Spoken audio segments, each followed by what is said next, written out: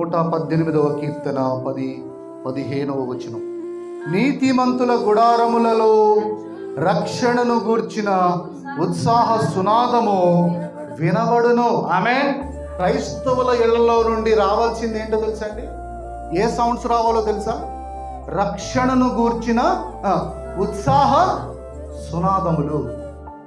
కానీ ఈరోజు విచారం ఏంటంటే, క్రైస్తవుల ఇళ్లలో నుండి కూడా భార్యాభర్తల గొడవలు వినబడతా ఉంటాయి, సినిమా పాటలు వినబడతా ఉంటాయి, సీరియల్స్ రొద వినబడతా ఉంటుంది, చెత్త మాటలు వినబడతా ఉంటాయి. అవునా కాదు? దేవుని వాక్యం సెలవిస్తుంది, నీతిమంతులు ఎవరు? ఎవరైతే యేసునందు విశ్వాసం ఉంచుతారో, ఎవరైతే యేసు రక్తములో కడగబడతారో వారే నీతిమంతులు. వారి నీతిమంతులండి. ఆ నీతిమంతుల గుడారంలో నుండి, వారి యొక్క ఇళ్లలో నుండి రావాల్సినటువంటి సౌండ్స్ ఏంటి? నీవు నీ కుటుంబంతో కలిసి ఫ్యామిలీ ప్రేయర్ చేస్తున్నప్పుడు నువ్వు పాడే పాటలు నీ చుట్టూ ఉన్న వారికి వినబడాలి.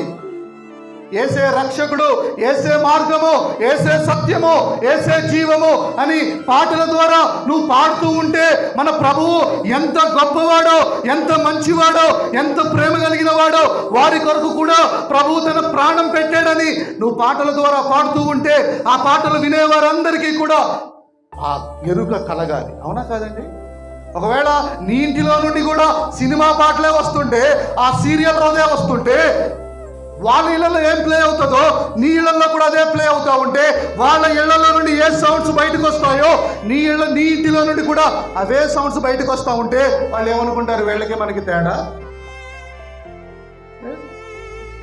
స్తుతి గీతములు, రక్షణ గీతములు, ఆరాధన గీతములు, కృతజ్ఞతా స్తుతి పాటలు నీటిలో నుంచి వస్తూ ఉంటే వినేవారందరూ కూడా ఏదో ఒక రోజున ఆలోచన చేస్తారు. ఆమేన్.